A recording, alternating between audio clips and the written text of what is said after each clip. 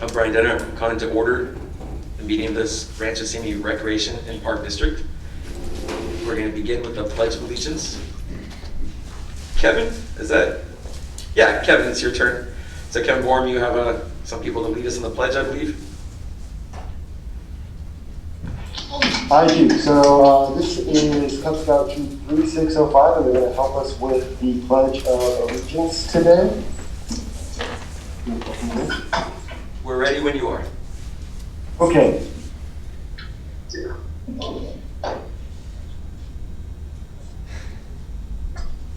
Please stand. As on the flag. All those in scout uniform, right hand salute. All those in civilian clothes, right hand over your heart. Ready, begin. I pledge allegiance to the flag of the United States of America and to the republic for which it stands, one nation, under God, indivisible, with liberty and justice for all.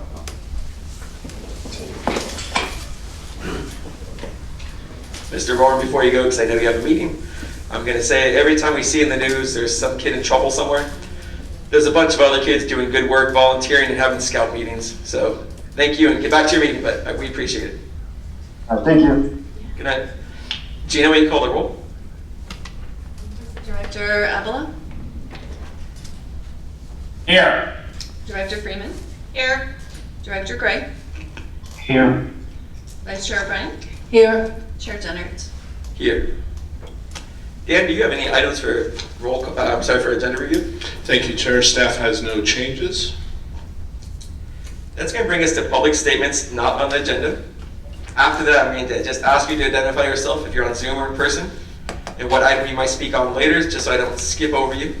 I'll call it a couple times, but we try to do that just to make sure we don't miss anybody. The first speaker I have for items not on the agenda, Douglas Bamforth. Make sure the microphone's on when you get up there. As public speakers have 3 minutes, I am going to say, if that doesn't exhaust what you brought to us tonight, well, I want you to keep coming back to our meetings with your ideas. Thank you. Don? Go ahead and press that button, sir. There you go. Hello? Yeah. I'm here on behalf of the DFW and the other veterans organizations to personally thank the board of directors and the district manager and all the employees for another wonderful Veterans Day ceremony. It was great as usual, and even had a surprise in there. Anyway, that's it. Thank you. Before you go, you came all the way here. I just had a quick question. What was your favorite part of it?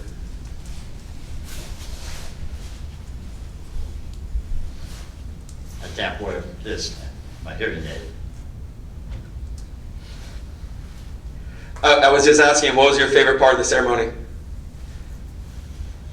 Oh, well, my favorite part is always the Pledge of Allegiance. Thank you. Have a good night.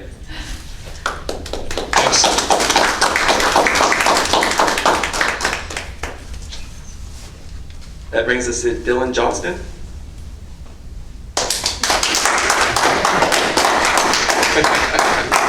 I brought my cheering section with me today. Thank you for having me, and thank you, sir.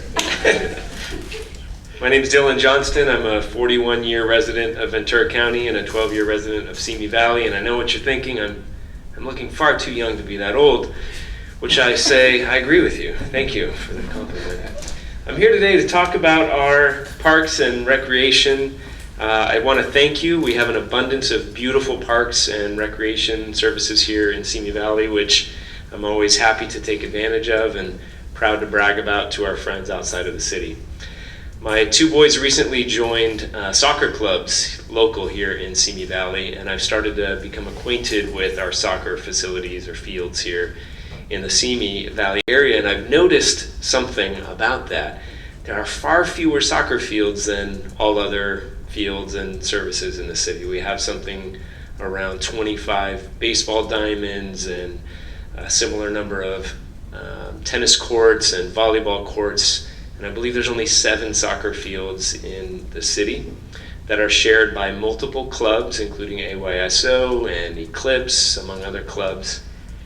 And I did some research and I see that we have about 28,000 people under the age of 18 in Simi Valley. And soccer is an increasingly popular sport in the United States. And what we're seeing in our soccer fields week after week is they're experiencing a lot of wear and tear because there's so many kids using such few fields. And when you compare them to the baseball diamonds, for example, there's far more of them and they look like they're in great condition because there's more baseball fields to go around. So what I'm asking the board is to possibly consider an evaluation of how many kids are participating in local soccer clubs relative to the number of fields that are available, and perhaps consider either increased maintenance on the fields that we have because they're looking pretty weathered, or consider developing new fields in the area to accommodate the existing clubs as well as the number of families that I would imagine are coming to the Simi Valley area. We see a lot of condos that are being developed and things in the city. It'd be great to offer more modern facilities to new families. So I'm hoping that you can put that on a future agenda, a future discussion topic. I'm happy to come back to talk to you more about it at future board meetings. Thank you for your time.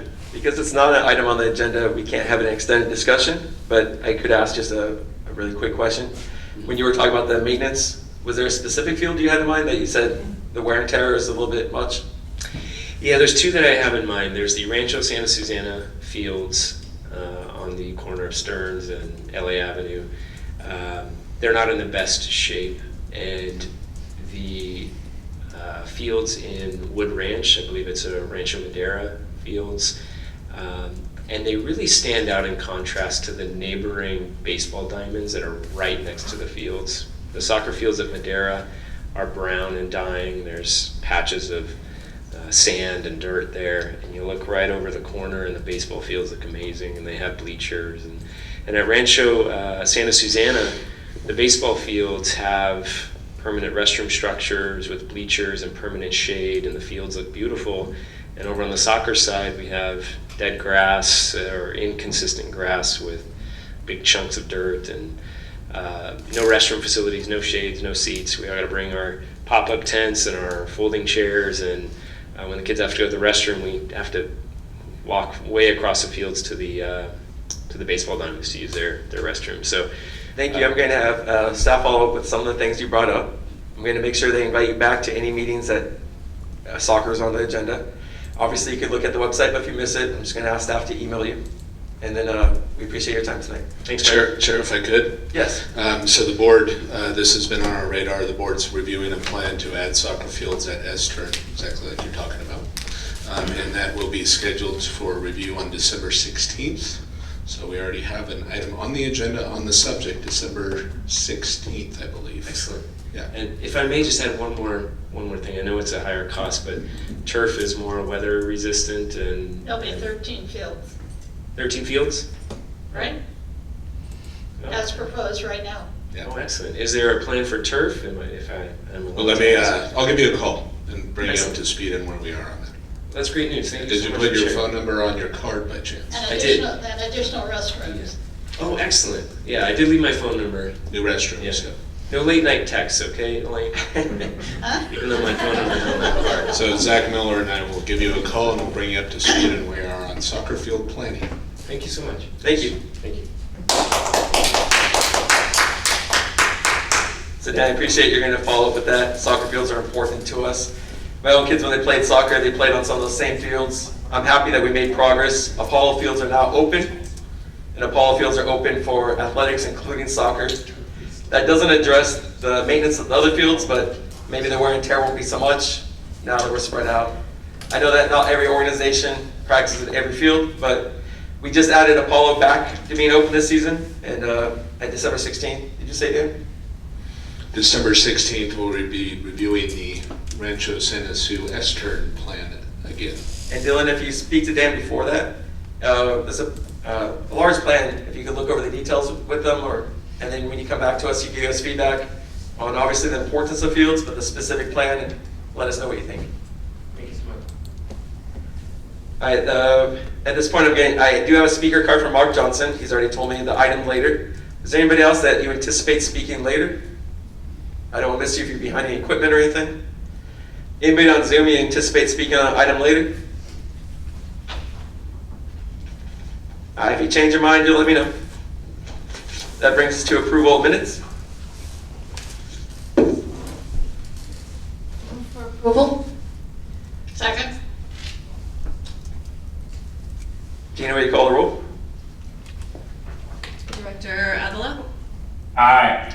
Director Freeman? Aye. Director Gray? Aye. Vice Chair O'Brien? Aye. Chair Jenner? Yes. The motion carries with unanimous vote. That's going to bring us to our consent agenda, but before we get to that, I do believe, Elaine, it is your birthday, is that correct? No, it was Monday. It was Monday. Well, we're close, we're close. Pretty close. Birthday week, I should say. Right, and yours is Saturday. Well, in honor of your birthday, it's not a big present, but I'm going to defer to you to let you make a bunch of motions tonight. If somebody else wants to make a motion, that's fine, but I'm going to look towards you first. Is there any question or discussion about the consent agenda? I'll move approval. I'll second. Gina, will you call the roll? Josh, there was no discussion, was there? No. Okay, go ahead. Director Avila? Aye. Director Freeman? Aye. Director Gray? Aye. Vice Chair O'Brien? Aye. Chair Jenner? Yes. The motion carries with unanimous vote. I believe I just found the least expensive and most efficient birthday present possible. That brings us to item 7, presentation scheduled items and public hearings. A is presentation of full-time employee of the month for October 2021 to Brittany Wilson. Thank you, Chair. Director of Administration Teresa Pennington will provide the report. Thank you, Chair Jenner and members of the board. The full-time employee of the month for October 2021 is Brittany Wilson. She's joined us on Zoom with her adorable little son, Bodie, there.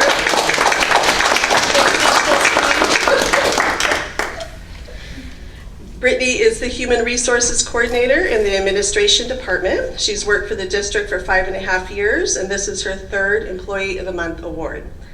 The person who nominated Brittany stated, "Brittany always has a great attitude and is more than willing to help employees with any question or concern and goes above and beyond the call of duty to assist. She's very approachable and does a great job making you feel like your issue will be resolved regardless of the circumstances. There are many tasks that she gladly takes on with enthusiasm and commitment. The district is lucky to have someone in HR who is assertive and has great work ethics. Brittany makes the district a more pleasant and outgoing environment and deserves to be recognized as Employee of the Month." Congratulations, Brittany.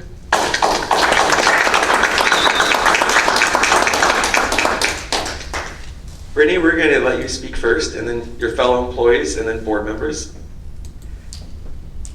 It'll be quick. Thank you very much. I feel very honored. I appreciate the write-up and the constant support I receive. I really like that using Zoom, people have the opportunity to speak, and they don't have to go out of their way to come down to the building. They could relax at home and quickly join us for that. Fellow employees, I think I saw Gina. Was that your hand? Did you just lean on the keyboard? Oh, I was just clapping. Okay. Oh, it's an emoji, okay. Congratulations. Any other employees? Teresa, go ahead. Although that write-up was outstanding, I have to say that it came from a different department, which for me makes it extra special. So I know what a great job Brittany does every single day, but to hear it from another coworker and another department, I feel like that made it a little special, extra special. And I did want to thank Brittany. I think, I know she does provide a great combination of supporting and advocating for staff and at the same time following policy. That's a hard balance, and she does it well every day. She has an open door and invites staff to come in at any time to talk, to ask for help, anything that they might need, and she's always there for them. And Brittany's always willing to take on any educational opportunity, so I appreciate that. And Thank you, Brittany, for the great job that you do. Thank you so much. All right, Brittany. Hi, Brittany. Brittany, I know your role, that the rules and guidelines for employees are constantly changing in the last couple of years. And I know that can't be easy, but the fact that you made it through that and were honored during all those different rules and changes you had to go through, congratulations on that. Any other board members? I would just like to congratulate her because being human resources isn't always easy because you're dealing with individuals day in and day out with different issues. So thank you again. Appreciate it. Ed? Thank you. Yeah, Brittany, I think you're amazing. I think you know that. And I'm glad Teresa brought up the fact that the nomination came from another department. I was not aware of that, but it's one of the things that I take a look at closely when I'm looking at what goes on with employees, and you don't see that often. So to me, obviously this was well deserved, but to me that just makes it that much more impressive and that much more important for the district. So Teresa, thank you for bringing it up, but most of all, I think that's awesome, Brittany. And the one other thing I'll say, I think you started with the district a few months before I became a board member, and it seems like you're a regular attendee for these Employee of the Month awards, and that obviously just shows what a great job you do. Congratulations, well deserved. Thank you. Anybody else? I not seeing anybody. Thanks for joining us. Congratulations. That brings us to item B, 7B. I'm sorry. There was a gentleman on Zoom who wanted to talk. Josh? Yeah, I was just going to echo the thoughts of everyone else's congratulations, and thank you for all your outstanding work. Thank you. Yeah, I just want to echo what everyone else said too. Congratulations and thank you. Well said, Kate. Appreciate it that you pointed out Josh was trying to speak. I appreciate that. That brings us to item 7B. Presentation, scheduled items, and public hearings. Introduction of the new Oak Park Recreation Supervisor. Thank you, Chair. These are always fun. Director of Recreation, Zach Miller, has the honor of introducing Kelly. Thank you. Good evening, Chair Dennert and Board of Directors. I'd like to take a minute this evening to formally introduce Kelly Negretti as our next Recreation Supervisor of Oak Park. As I think some of you are aware, we had 58 candidates apply for the Rec Supervisor position, and Kelly had to compete against some very stiff competition from a very qualified group of candidates. Kelly started at Rancho as a site counselor and a site director in the ASC programs in 2007. She left the district briefly, which I think was probably a mistake now looking back, in 2015, and returned in 2016 to resume her role in the after-school clubs. Kelly was promoted in 2017 to the recreation specialist position, and then again into a rec coordinator position shortly thereafter. Kelly has moved up in the organization relatively quickly due to her ability to provide quality programming, including a variety of classes and special events for the district. Kelly also has a primary role for the district coordinating our social media. She's handled sponsorships, trained employees, and provided great customer service in her current role. I'm confident that Kelly has the energy, creativity, and knowledge to lead the Oak Park team into the future. So on behalf of myself and the entire staff, I'd like to wish congratulations and good luck to Kelly.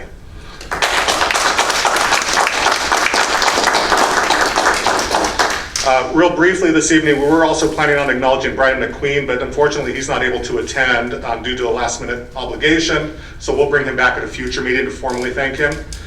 Kelly has joined the meeting tonight via Zoom in Oak Park. We already have her working a late night out there, which just kind of shows her commitment to the job, and I'm sure she'd love to answer any questions or comments the board may have for her. Kelly, I want to congratulate you. I'm not surprised because I've seen the work that you did at After School Club, including at Vista. I know you're professional and dedicated, so I think you're going to do excellent in this role. I know that being inclusive is important to you. I've spoken to Zach about the different holidays at the Oak Park Community Center that are important, but I want to congratulate you on this. Thank you. Ed, I saw your hand. Sure.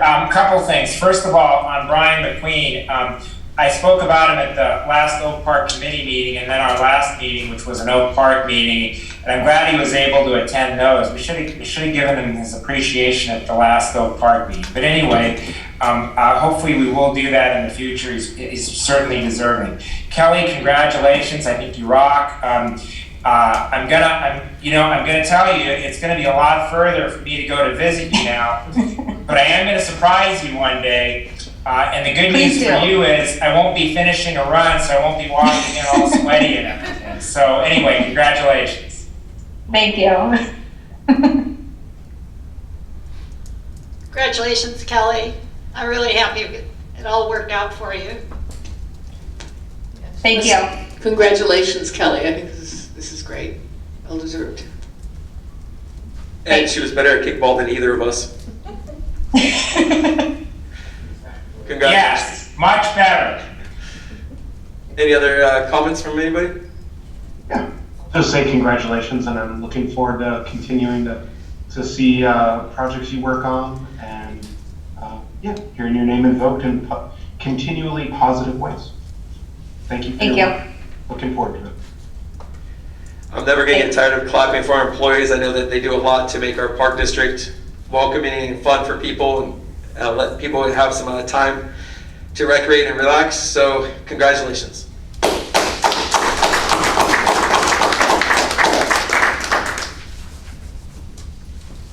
Item 7C, presentation of award and honor and appreciation, 35 years in service. Is this Teresa? No, this is going to be me, Chair. Okay. If I could get Wayne to come to the podium.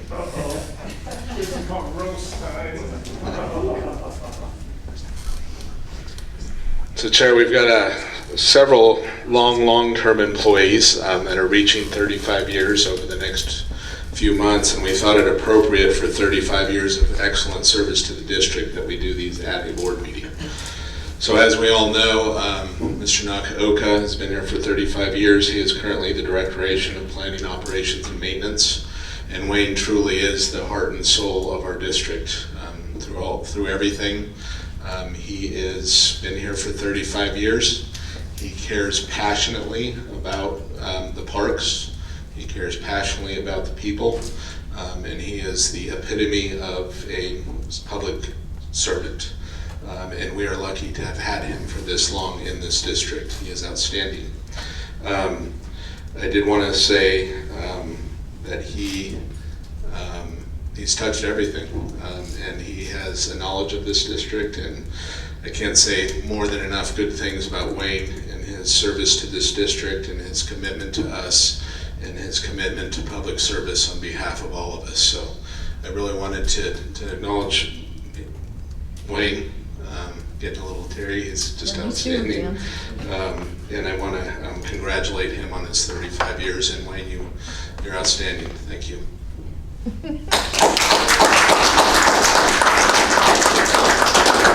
We're going to go comments from Wayne, then the board of directors, other members of the public, and employees. Everybody knows I hate making public speeches or presenting things in front of the board, but I do it because it's part of my job. But Dan said, I've been here for 35 years. I've gone through quite a few board members and quite a few district managers. Some of you can remember Jerry Gladden, Don Hunt, and the old gang, Jeff Anderson, when I first started back at the old center, and it was quite fun. Today is even more fun. I get to sit up on top of the throne in my corner office looking over the entrance of this building. And I can remember the day that Elaine and I and Larry walked through it for the first time to buy this building. It was a lot of fun. I'm having a lot of fun with Dan. He's an interesting person to work with. A little different style than me, but we get along. In fact, he's conned me out of retirement, so I'm going to be around for a few more years. And that's pretty much it. I see Mr. Johnston back there, who's one of our previous board of directors, and hopefully one of these days will be re-elected to the board. I enjoy working with Mark, Elaine, Kate. Brian here has been in my office quite a bit. He's got some interesting projects for me, and it keeps me on my toes. I appreciate that. And Ed is somewhere on the screen somewhere. I get to talk with him once in a while. He keeps me well aware of what's going on at Rancho Santa Susana.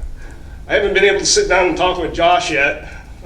He's been hiding from me since he's been elected. So one of these days I'll hunt him down and have a conversation with him, or maybe we'll go to lunch or something after COVID's over. And that's pretty much. I just want to say thank you very much. It's been fun for 35 years, and I've actually probably worked 12 of those for 35 years. Any comments from the board of directors? Yes. Elaine? I'll tell you, I don't know what the district would do without you, Wayne, and I say that from my heart. You managed to keep everything going and moving forward, and being short of staff and not being able to find employees, and still getting everything done and responding to requests from the Strathern board and other parts of the district. And I just can't thank you enough. I'm so grateful for you being here and the years we worked together. I remember walking through this building when we were thinking, is this going to work? And you put it all together to make it possible for it to work. And it's just amazing. Thank you. Thank you. Ed, then Kate?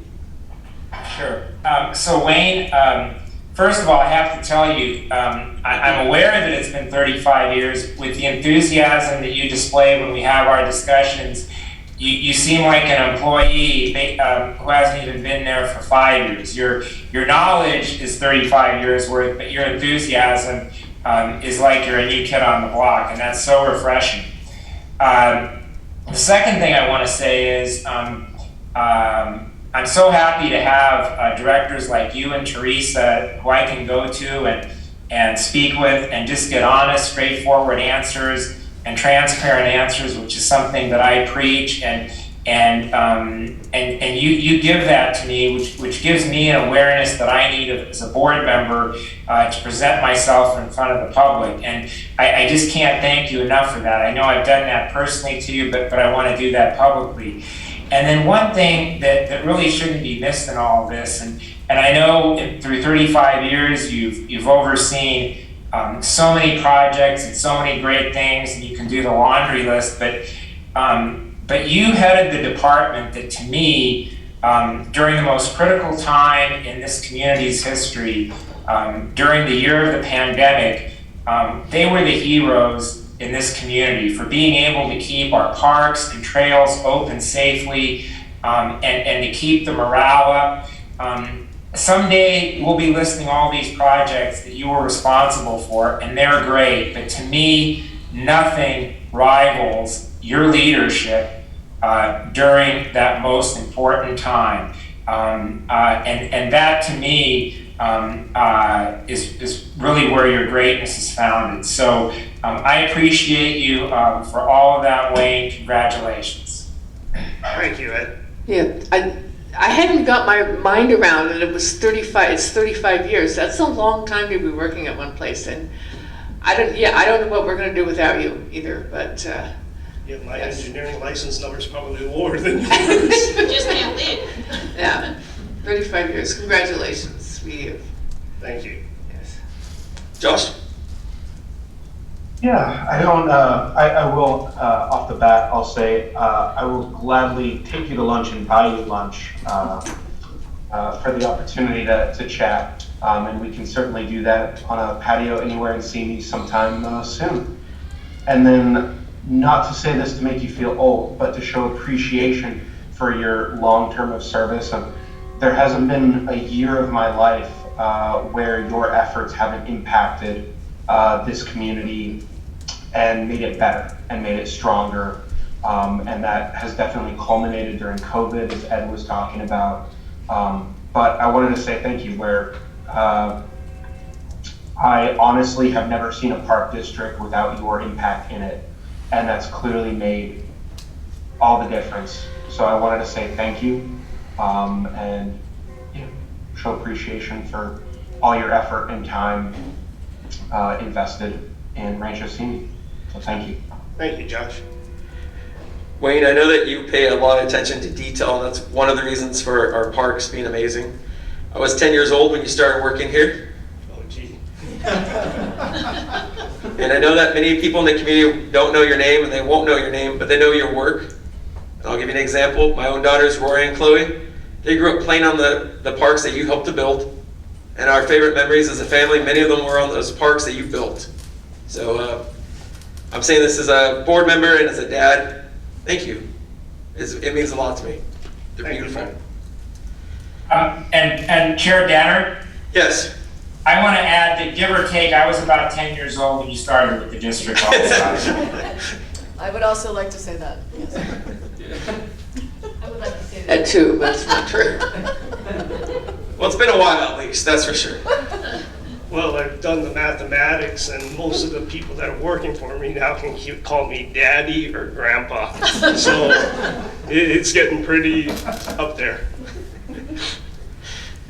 I see that there's a speaker card for Mark Johnson. Mark, come on up. Sorry, what I said about sorry. Thank you, sir. Thank you. Everything that you've said is all true. Wayne, you are the epitome of this district. For the 31 years I've known you, top notch. When we had to get the community center together the very first time I was on board, you took it, you ran with it. There was a gentleman who I appreciated more than anything else by the name of Don Hunt. And he said, there's one person in the district that you cannot get rid of, Mr. Johnston. And he said, that's Wayne. As long as he's here, this district will be fine. General manager's gonna leave, you as board members, you're gonna leave, because you're all gonna leave. He says, but we can't lose him. And he was right. So someday you'll get a chance to retire and go all the fishing you want to do, go to Alaska and have fun fishing, catch the biggest halibut in the world. Yeah. But as everybody says, when they look around this district, the public, and that's me right now, we want to say thank you. Because without you and all the stuff you take from all of us and all the other people here, you've done this district proud, but more important, you've done the city proud, and the people of Simi Valley are far better off because of you. Thank you. Thank you, Mark.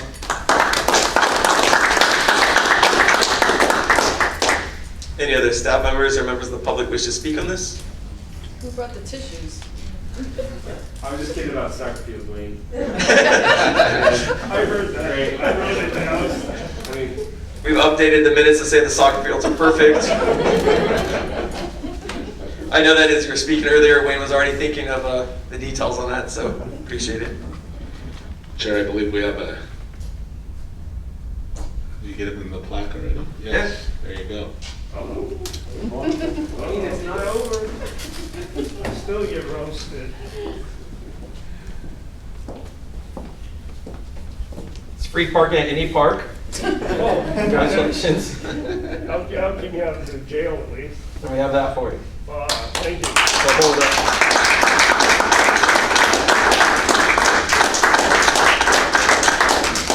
We can also put that on the top of the building maybe, so you can see it as you walk in. You'll find a good spot for it. Yes, I Maybe will. when we put the tree back up this one. Yeah. I'll put it on top of the Christmas tree. free parking in the park, that's good.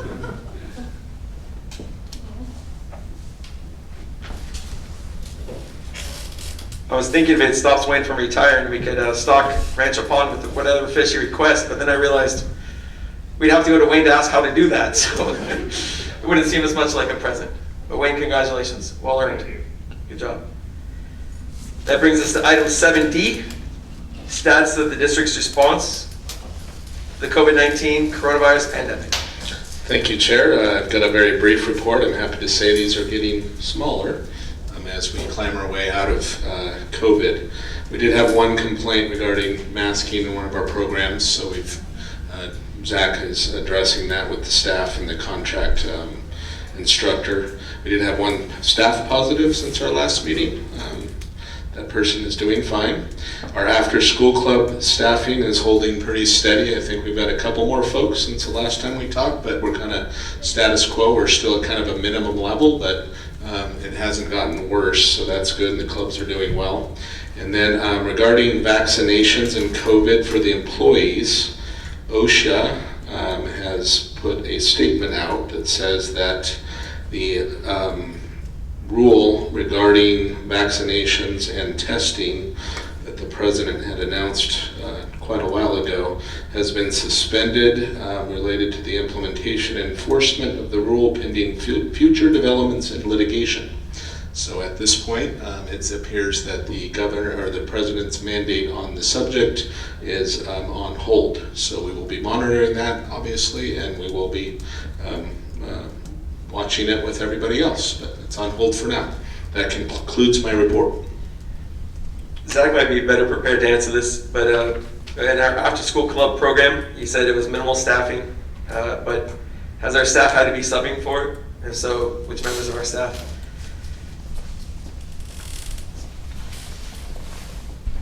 So we have stabilized most of the clubs now with permanent staff, permanent part-time staff. Our full-time staff has been able to get back over to the building on a consistent basis. That being said, any sick calls, things like that would still require full-time staff to kind of plug in at this point. But on a day-to-day basis, we're not using full-time staff to kind of cover shifts. But we do have an occasional or maybe even a frequent call out. So there is some time that full-time is still dedicated to those clubs. Thank you. Is there any other questions for Dan or staff on this item? You have one question. Did anybody go through the 470 pages? We have not yet. We are attending a webinar on this, or we're attending a session on it on December 8th by our labor attorney. So I mean, I can't imagine 470 pages. Earlier in the meeting, I asked for anyone to identify themselves that might want to speak on an item not on the agenda. I'm just repeating that in case anyone joined us late, whether it's on Zoom or in person. Is there anybody that you think you might speak on the item later? Dan, do you see anybody that you anticipate might speak? El Perez, I'm not sure who the... You see that there, Chair? Yeah. Yes, I'm representing West Coast Arbories, that you guys have a contract today. Thank you. He's here for one of the items on the agenda. And is that the trees? Correct. Okay. Not seeing any others, we're going to go to continued business. Item 8A, amendment to ordinance number 3, allowing the use of drones in various areas of the district. Thank you, Chair. I'll provide the report. October 7th, the board had a discussion regarding the use of drones and where we allow those and don't, and currently our rules don't allow, they prohibit the use of drones in all Park District property, including the open space and developed parks. Following that discussion, the board gave direction to us to make a change to our rule and bring back a revision to the ordinance, which the direction was that we would allow drone usage in our open space designated areas of the district, and that we would identify specific locations within developed parks within the district. Staff has made those revisions to our rules as an attachment to the ordinance.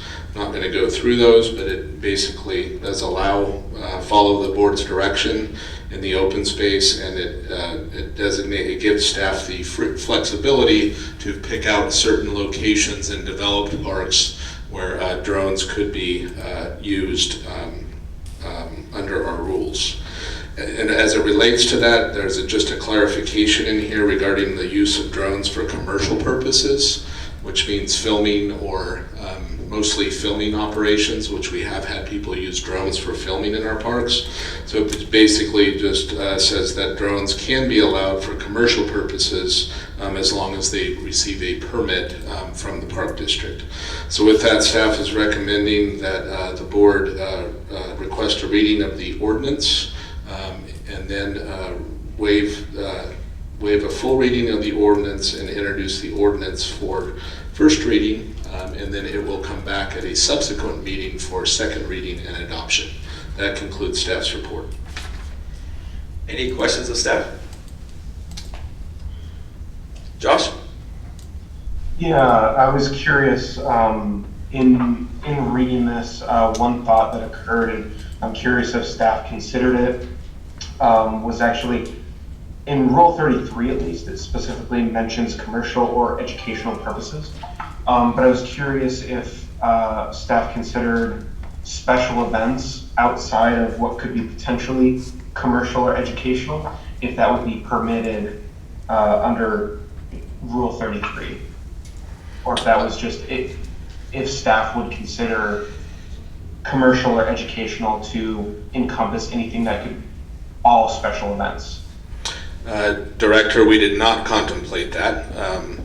We can either, what I would recommend if we want to do that, so we'd say drones can be used in association with special permits by a district permit.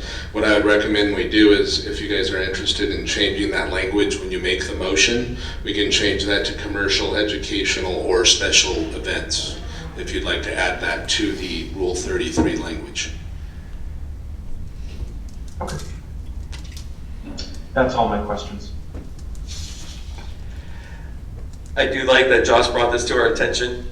UAVs or drones are a growing business in our area specifically, and it's something that we could help to attract employers or support them in education and jobs. It also provides fun, and it's important for public safety. That means first responders are getting better, and they're going to need more training and jobs and skills with this, so that's going to help us with that. So would the motion be to accept staff recommendations with the... Chair, we need to request a reading of the title first, and by tradition, I believe that Mr. Perrick usually handles that task for us. That sounds good. Director Denner? Yes. For the record, I read over this, and I know there's a desire to accommodate everybody to do whatever they want to do on our parks. But I think that I cannot support this, because I think that if the Santa Monica Mountains Conservancy, Caneo Recreation and Park District, and Pleasant Valley Recreation and Park District do not allow drones, that means if we allow them, more people will be coming here. And I think I respect the decision-making of those three agencies and the position they've taken. I am in favor of the permitting requirements for commercial and special events as noted by Director Josh. But I think that the people that use our parks shouldn't be bothered by people with drones. And whether I'm hiking or where I am out in the parks, I think it's an invasion of privacy. And I think that maybe that's some of the reasons that the Santa Monica Mountains Conservancy and all the other two districts do not allow drones. And I understand the desire to try to accommodate people for all of their special things they like to do. But as a district, I think we have to look at the total population, and is that appropriate for the total population that uses our parks? And so I cannot support drones at all, and I'd like the board to think about some of the things that I've said, that other districts and Santa Monica Mountains do not allow it, and people should be able to go to the parks and not have to worry about a drone flying over their head. I see that. Chair Denner, this is Brian. I might have missed it, but did you ask if there was public comment? I asked earlier for anyone to identify themselves that might want to speak later on an item, but I'll do that one more time. Any member of the public might want to speak on this item? I do see someone has chosen to speak on this item. So we're going to take questions first, then public comment. So Ed, Josh, I did ask earlier a few times in the meeting, but there is somebody that does want to speak. So Ed, I'm calling on you if you have questions. Josh, some questions? Yeah, I wanted to respond to what Elaine said. We'll do that after public comment. Josh, any questions? Or I see a speaker. Come on up.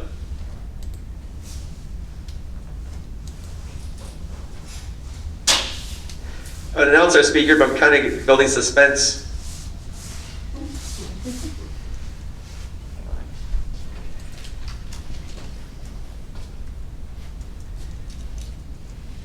I just think that, The microphone, when it glows red. Perfect. I just think that Elaine does have a point.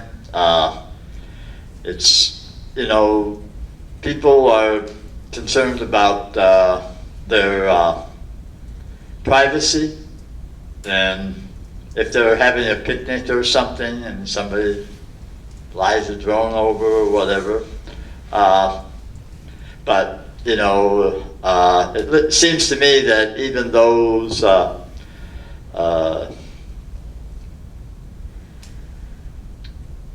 people that understand the whole thing don't really have a good grip on the whole thing because of the new technology that it brings. In some places it's really great, in other places it's kind of interferes with people a little bit, and that's my only comment. Thank you. Ed, I saw you raise your hand first, then Josh. Right. I just want to say two things in response to Director Freeman. First of all, the idea that in a public location like a public park that you could invade someone's privacy isn't even logical, let alone a legal concept. It's a public park. There's no privacy to invade. Second, the fact that other agencies haven't allowed these things, if that were to be the theory that we weren't going to allow something, then we should just adjourn this meeting now. There's no more business to do. We'll just do what everyone else does, and we don't even need to have a board of directors. To me, this is taking the lead on something that's positive, that's current, and that's inevitable. And so to me, it's a no-brainer, and I'm in favor of this, and I appreciate the changes that Josh suggested. Josh? I'm going to echo a little bit of some of Ed's points, but and kind of address some of Director Freeman's points.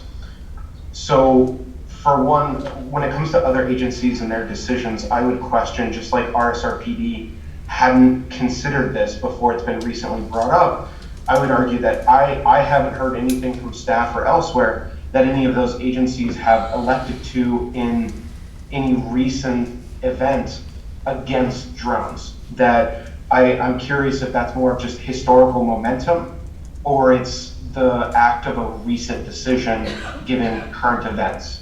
The second point I would make is Rule 62 was intentionally crafted by this board and with staff's help to, maintain privacy, but also it's still maintained in most parks. The parks that it would be allowed in would be, it's going to be stated, it would be known that it would be allowed there. And it's also at staff discretion that in the event of abuse of this, staff has the discretion to alter the location and the entities of this. The third point I would bring is more societal of privacy concerns is cell phones are more common than drones.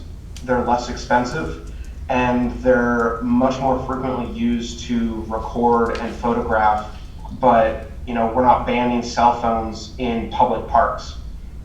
You're in a public space. I of course want to respect citizens' rights to enjoy themselves without being harassed by others. But I don't think barring drone is the way to do that. That concludes my comments. I'm leaning toward this for the reasons stated by both Ed and Josh. It might not be a bad idea, though, to contact Santa Monica Mountains and Caneo and find out why they don't allow drones. Is it because it's never occurred to them, or is it because they thought of things that none of us have thought of and they have good reasons? So it might be a good thing to find out if we haven't already. But I'm tending toward this because, if we can if people can fly these things in a way that won't impinge on other people's enjoyment of the parks, I have no problem with it. Elaine? Yes. I respect both your opinions, and I usually don't make a decision based on what other districts and other agencies do.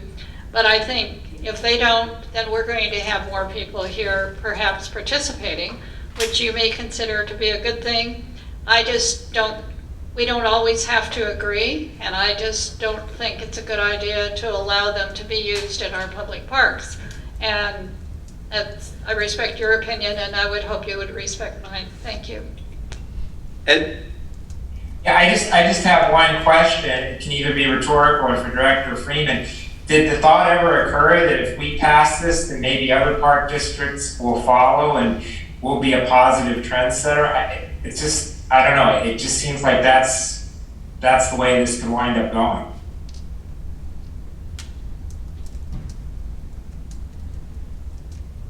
We'll take as a rhetorical question.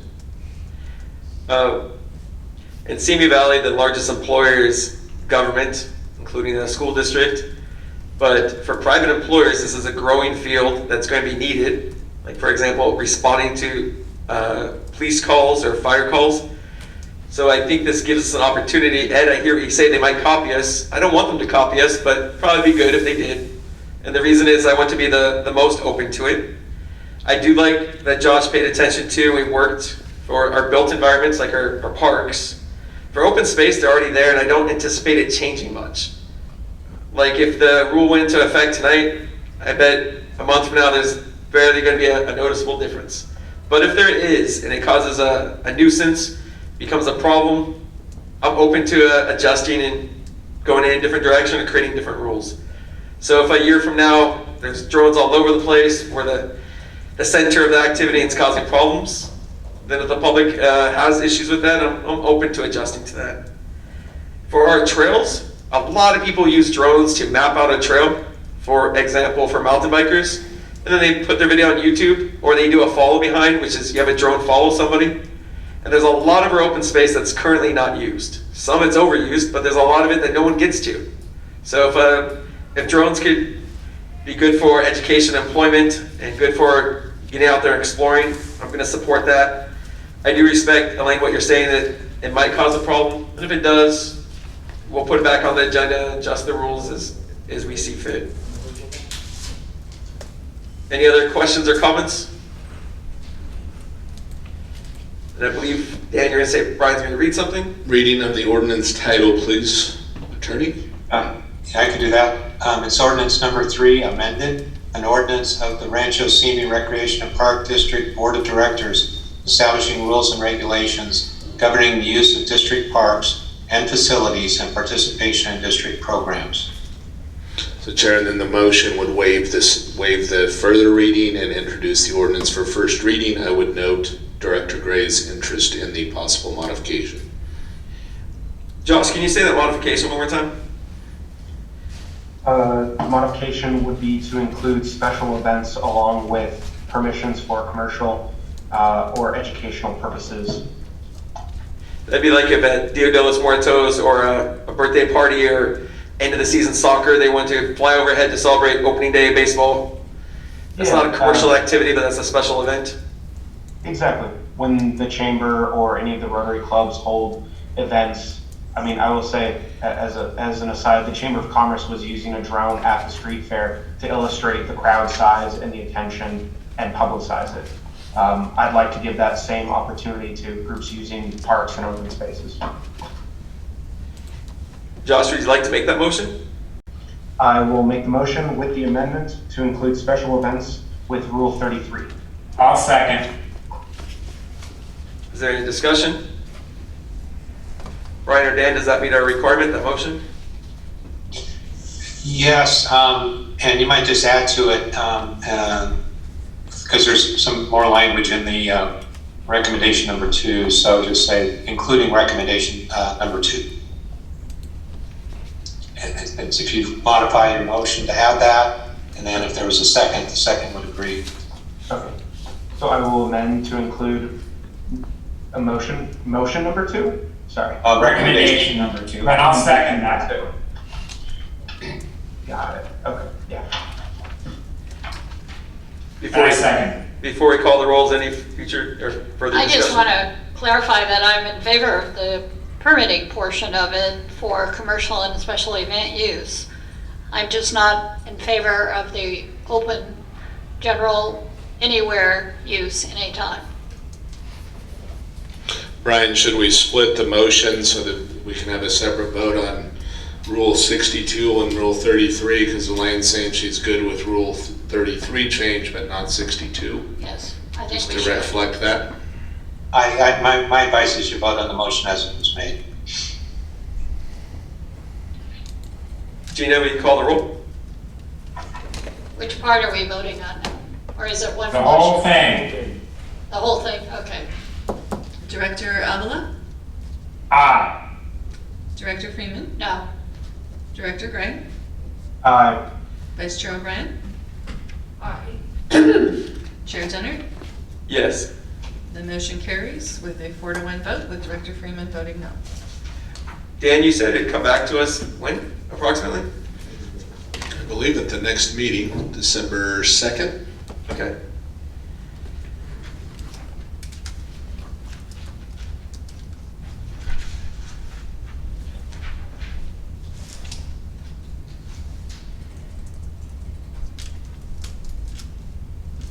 That brings us to new business 9A.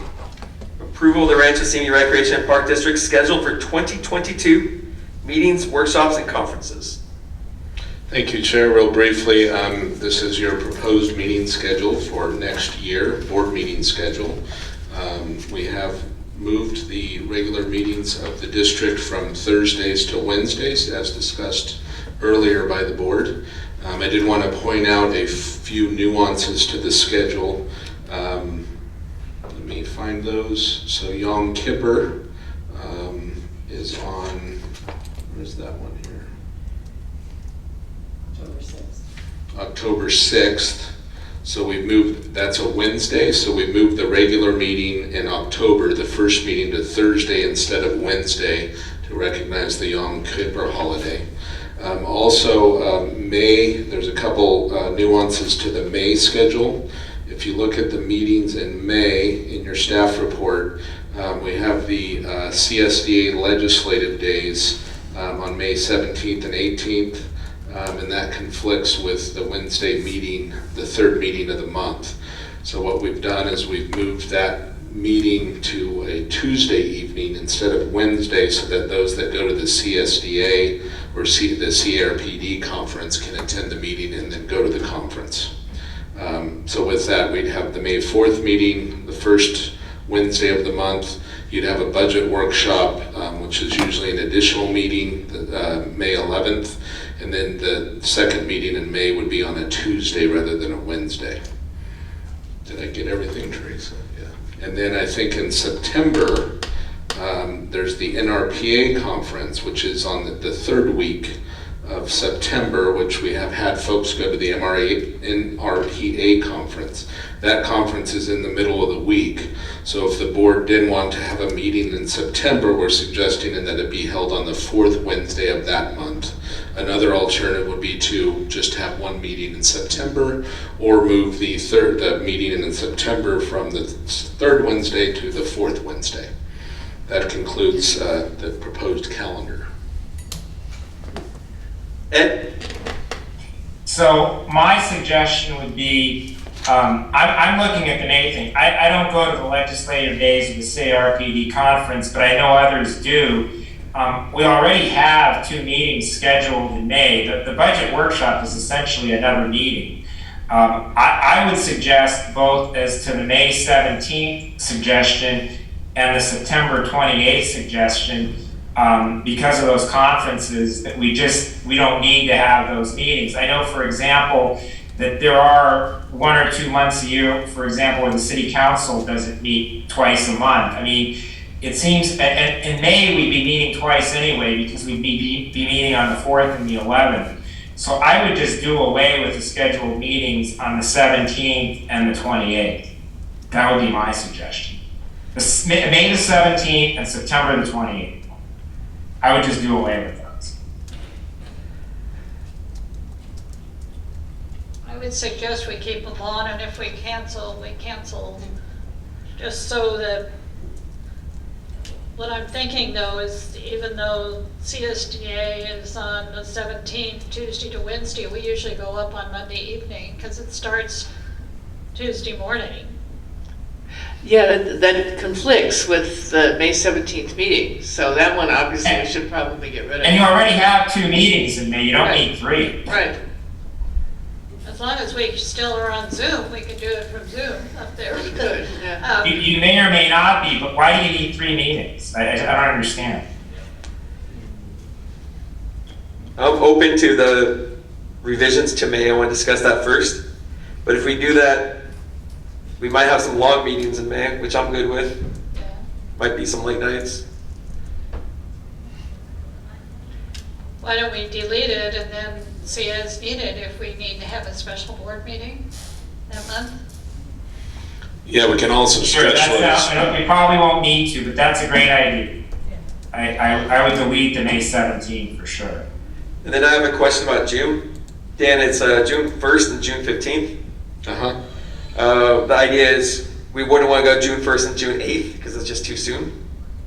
I think that's our goal is the 1st and is it the 1st and 3rd? Correct. Yeah. Okay.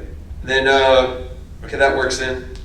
Another one is we often cancel the July 20th meeting or the 2nd July meeting.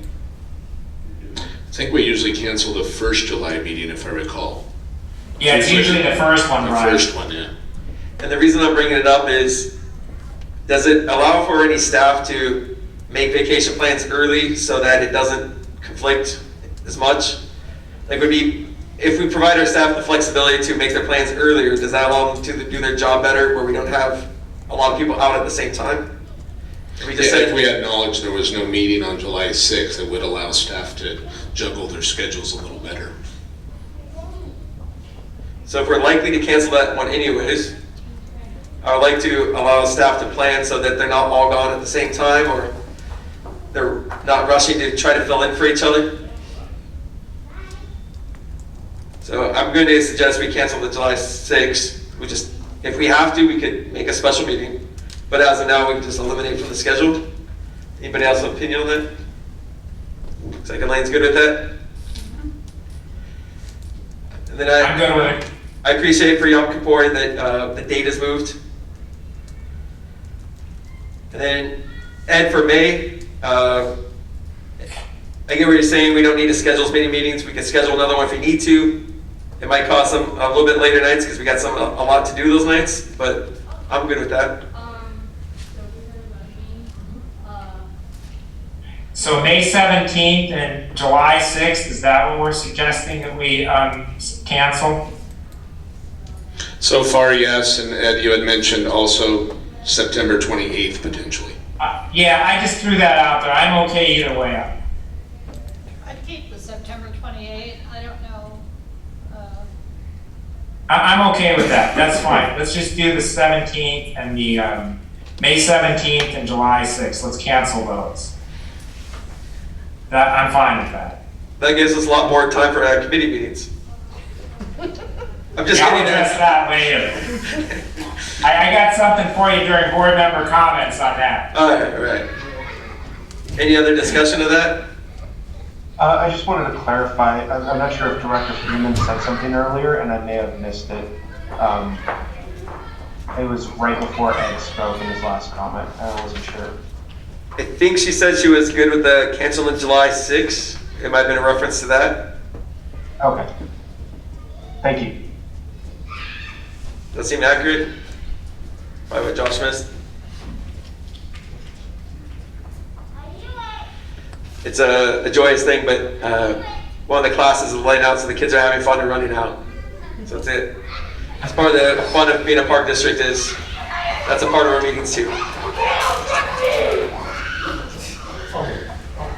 Oh, hey, it's good. I like hearing it. You want me to laugh in here? Maybe one. Dan, So Chair, if there was interest in a motion at this point, it would be to approve the calendar as amended to eliminate the meeting on May 17th and July 6th from the proposed calendar. I will make that motion. Why are we eliminating I'll on second. July 6th? I still am not clear. Because we've been normally eliminating July 6th anyhow, I think the last couple of years. So I think the chair We've been suggested. eliminating it because it's close to the 4th of July and there's a lot of vacations and it allows the staff to plan for their vacations. And I figure this way staff would have time to create a schedule where, you know, if they're all supposed to be here for July 6th, then maybe many of them need the next week off. And I know we're stretched thin, so I want them to be able to plan. Are there any motions? I heard there's a. I made the motion. I'll second. So the motion was to adopt the schedule with those adjustments to it. Right, with May 17th and July 6th being taken off the calendar. Correct. Dan, you good with that? Yep. Yep. Did we vote? Not yet. Gina, may you call the roll? Director Avila? Aye. Director Freeman? Aye. Director Craig? Aye. Vice Chair O'Brien? Aye. Chair Dennert? Yes. The motion carries with a unanimous vote. That brings us to item 9B, approval of award of contract for tree trimming and pruning services at various district parks in Simi Valley. Thank you, Chair. Mr. Nakaoka will provide the report. Somebody's laughing. Chair Denner, members of the board, on September 2nd, 2021, the Board of Directors authorized staff to solicit bids for tree trimming and pruning services at various district parks in Simi Valley. At that time, I was anticipating on bidding 450 trees on our developed park sites, 125 trees at Simi Hills Golf Course, 40 trees at Sinaloa Golf Course, and 70 trees along the Arroyo Simi. After we prepared the bid documents, I thought about the number of trees again and how much money we had in our budget, and I cut all the trees back except for the golf courses by 30%. This left 312 trees within our developed park sites and 30 trees along the Arroyo Simi with no change at the golf courses. A notice inviting bids was published in the Ventura County Star on October 10th, 2021. 13 contractors picked up bid packages for the project, and that's a new record for us. On November 2nd, 2021, we received 5 written bids from 5 different contractors. At this time, the apparent lowest responsive bidder is West Coast Arborist from Anaheim, California, which I must mention they do have a branch office in Ventura County, in the total amount of $151,665. West Coast Arborist has previously worked for the Park District about 10 years ago. About 2 years into my taking over the department, they did the tree contract. They did very well, by the way. They're very fast, very efficient. They are a very big company. I have no doubts that they will perform this year's tree contract, even though they came in extremely low with professionalism. They've always dealt with us quite well. Change orders are pretty light with them. From what I remember, it's been 10 years since we worked with them. I'm recommending that we award a contract to them. As you can see in the staff report, they have a fantastic record. They work for the City of San Fernando, Santa Clarita, Ventura, Camarillo, County of Los Angeles, and is the contract tree cutter for the City of Santa Paula. So their reputation precedes them. Funding for the project, we have the money in the budget, and what I'm asking for is for $5,000 in project contingencies, just in case one of the guys finds an extra tree or something that we need to remove that's diseased or dead or is hanging over somebody's house that we forgot about. And at this time, I'm requesting that an award a contract for the project be made to West Coast Arborists of Anaheim, California, for tree trimming and pruning service at various district parks in the amount of $151,665, and authorize the district manager to execute the agreement on behalf of the park district, and to amend the agreement in the amount not exceeding $5,000 when extra work or changes are needed. And I'm here to answer any questions that you may have. Wayne, walk me through what we do with all the wood chips. They take it to either the dump or a green waste facility. Like we have all of our needs met, and then they have extra. Is that what you're saying? Well, if we get some really good chips, not pine trees and not sycamore trees, I prefer a lot of oak tree trimmings and a little bit of ash tree. If we get those, we can use them within the district parks. They tend not to blow away. Appreciate that. And then the timeline, if we approve it tonight? The timeline is it probably start after the first of the year. It takes about 25 days to execute an agreement. I wouldn't expect them to start the week of Christmas, so shortly after Christmas. After first year, it'd take about maybe 30 days to finish the project. And is that thought process the timing of the year for nature conservation reasons? And obviously there's less leaves on the tree. Optimally, most people say that you should do it in the fall. We're a little behind, so we're doing it in the winter. But we're not doing it in the spring, so no, that's good. Are there any other questions for staff? I have a question. Yeah. Go ahead. Did you have a question? No. So on Oak Park, you're bidding that whole thing separately and then taking it back to the committee? That is correct. In January, we have an Oak Park committee. I will be taking them the entire bid specification and the amount of trees that we want to put onto the contract in Oak Park for their review and approval. And then why is there, I've never understood why there's such a range in the bid. It happens. It depends upon how much manpower they have, I guess, and how they figure out they're going to do the work.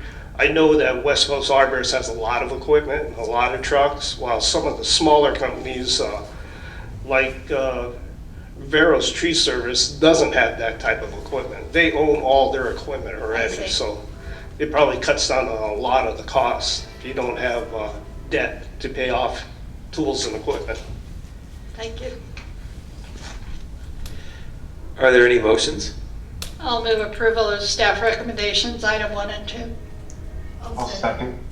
It was a tie, I'll give it to Kate. Gina, will you call the roll, or call the vote?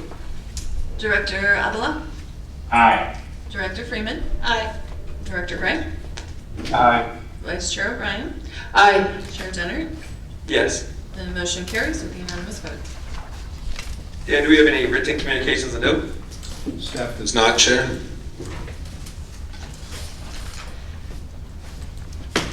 Let's go and go to reports by board members. Josh, you're up. All right. On the 7th, I attended the last bit of the Snowfest at Rancho Madera. That looked like an incredible event. Tons of vendors, kids running around having fun everywhere. The slight change in allocation of snow looked like it was a great success.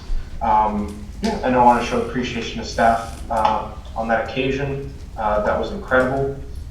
I also attended the Soccer Foundation meeting on the 10th and attended the Youth Services Committee on the 16th with Director Avila. And yeah, committee meetings went well. The Youth Services Committee, we spoke with the different groups about needs, connected with staff. There were promises of future communications with each organization independently, and the possibility of some tours by Dan and possibly board members to hear their concerns in person. And then other than that, I will wish everyone a happy Thanksgiving. That concludes my board report. Thank you, Josh. Ed?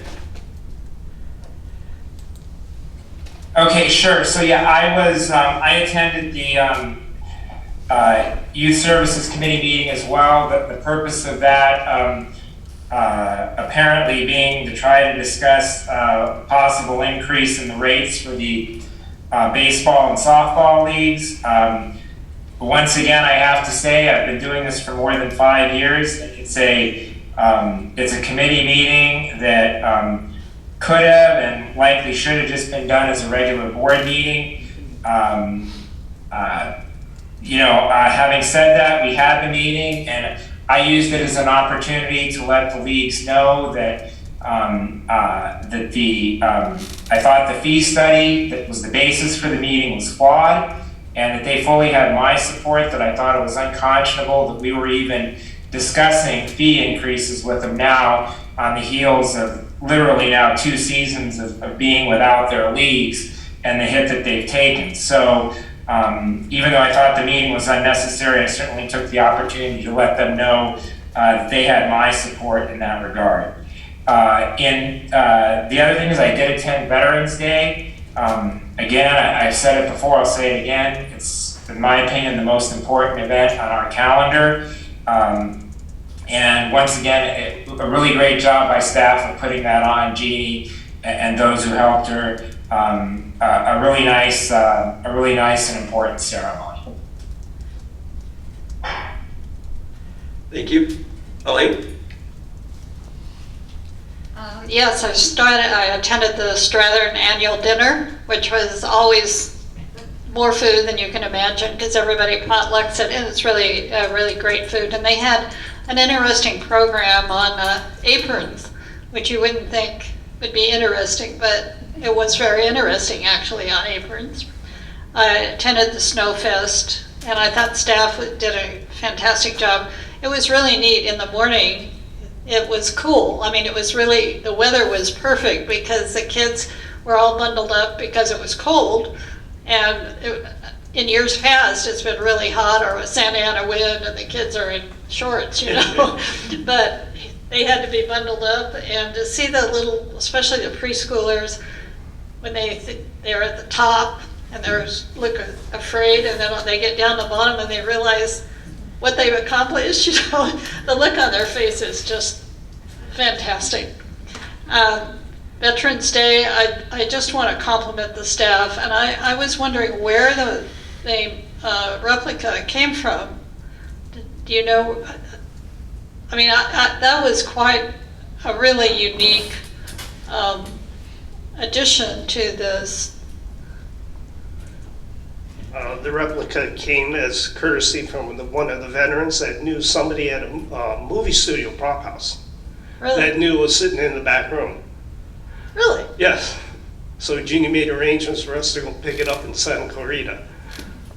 Really cool. I mean, that was just really special, and I'm sorry that one girl fainted standing guard. I was all of a sudden, well, fortunately somebody was standing there and got her.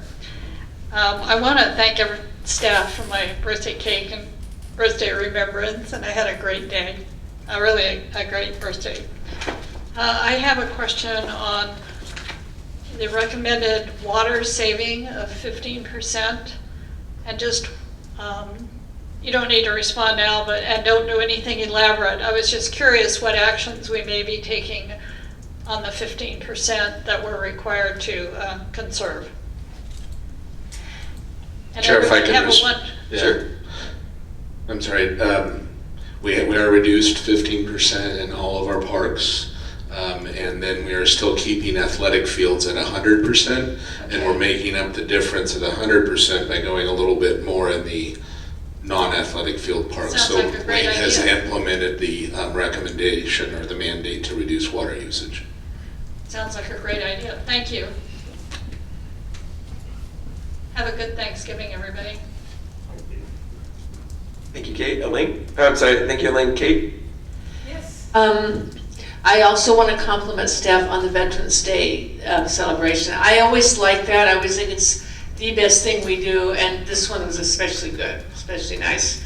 We brought a guest this time too, and he was really impressed. He was like, we got nothing like this in LA. So I just wanted to pass that on. So people come from outside to see it, they're very impressed.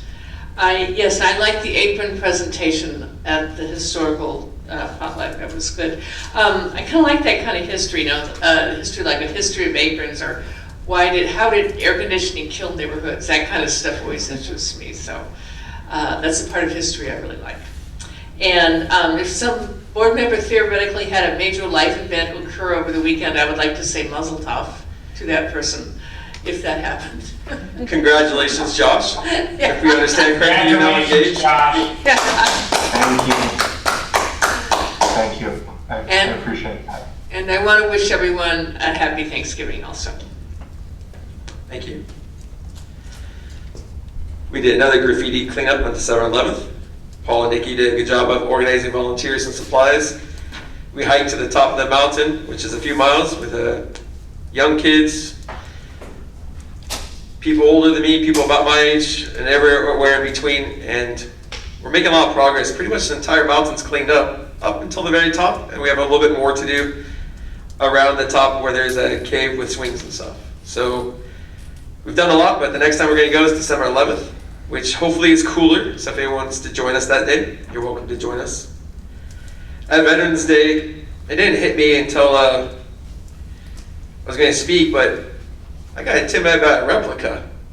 You're like looking at a replica, and I know it's not the real thing, but I'm trying to talk, I'm just like looking over at it, it's right there. So I was impressed, and that was moving to have the replica there. I know that they spoke to us about, hey, if you got a place to put it.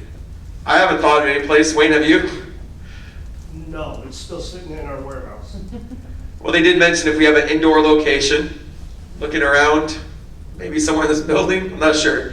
But if we find a place, that'd be impressive. At Snowfest, Zach, you might be able to answer this. Who should I thank? Who's the team in charge of it? Because it was massive. I was going for a bike ride that day, and I stopped by, and there was obviously snow, food trucks. It was just crowded, and people were having a blast. There was the blow-up horses for the races. And this is one of the few events where afterwards, if someone says they didn't know, it's like, well, there was a lot of people there, so we're good because we already had so many people there. Who should we thank?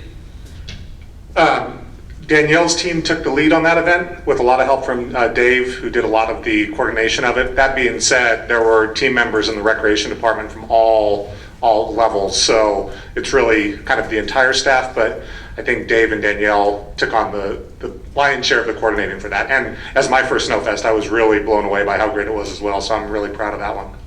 That was a highlight, so Danielle, Dave, and your entire team, congratulations on that. Books. Our library in our city has a community-wide read where they choose a book, we read it together. You can join in on that. I need to do more reading, so I'm going to say one of these is mine, but if anybody wants to join me, we support the Simi Valley Library. We've been doing pop-up events. Just let me know after the meeting. I have an extra copy to hand out to whoever wants it. That the Simi Valley Library has been doing pop-up events at our parks, especially with coronavirus and the library had restricted hours and facilities.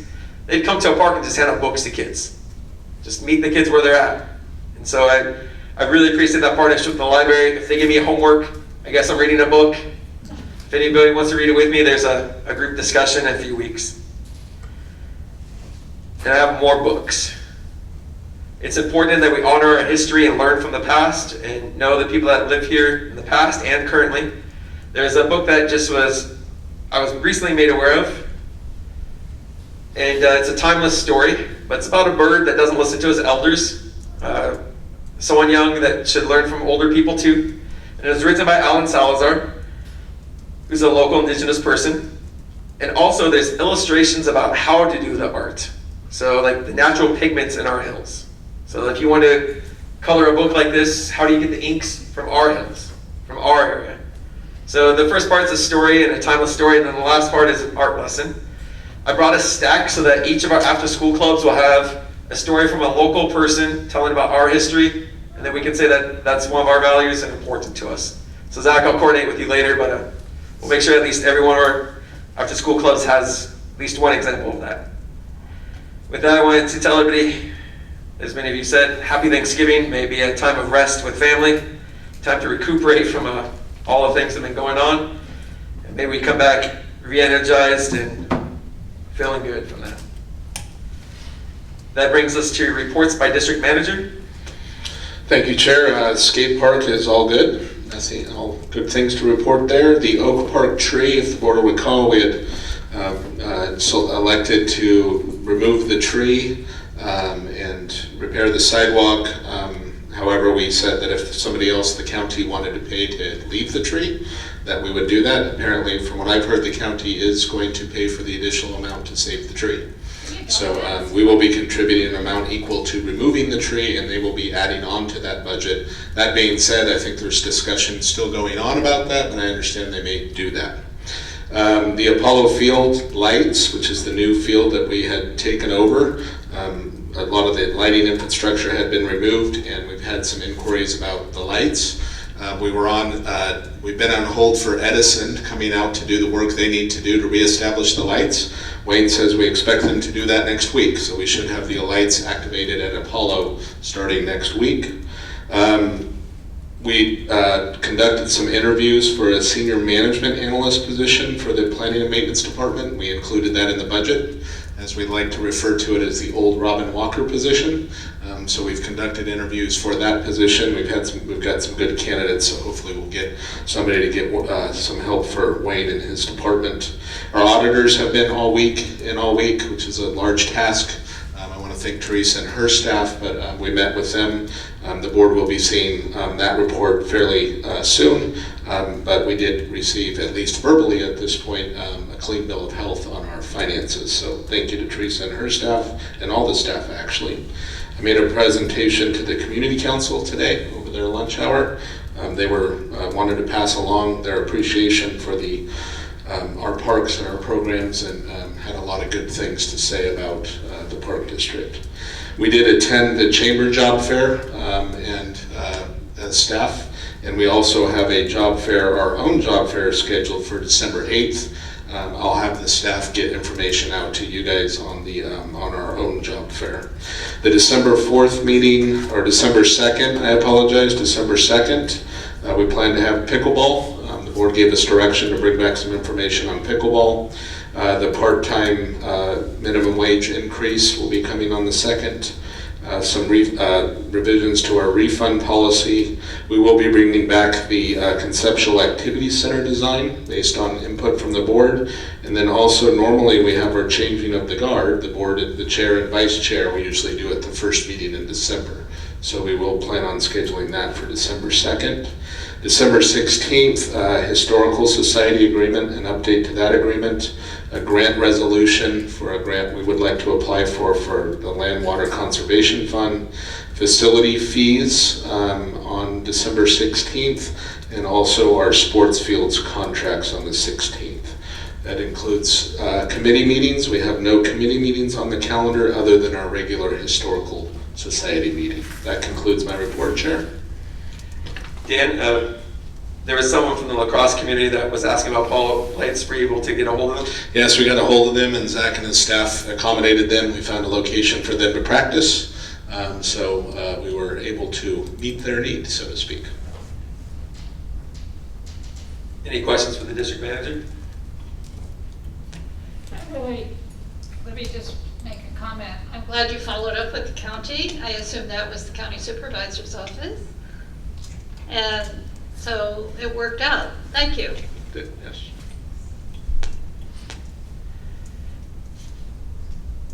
We do have a closed session item tonight. Brian I already see him coming on for that. Dan, do we anticipate any action where we come back into open session? I do not. I do not, Chair. So Brian, it would be fine for you to read the item, and then we'll go into closed session and we'll adjourn from there. Yes. So the closed session item is pursuant to Government Code Section 54957.6, conference with labor negotiators. The agency designated representative is the district manager. The employee organization is unrepresented part-time employees. So you should first, before you recess to close, ask if there's any public comment on that item. All right, thank you. Is there any public comment on that item? Could we take the 5-minute recess? Yeah, we could do that. So we're about to go to closed session. A holiday begins before our next meeting, I believe. I also want to wish everybody a happy Hanukkah, the Festival of Lights. So if you are celebrating, have a good time with family, and we'll celebrate it alongside with you as we encourage our community to have fun with family. We're going to go to closed session, but we'll start in about 5 minutes.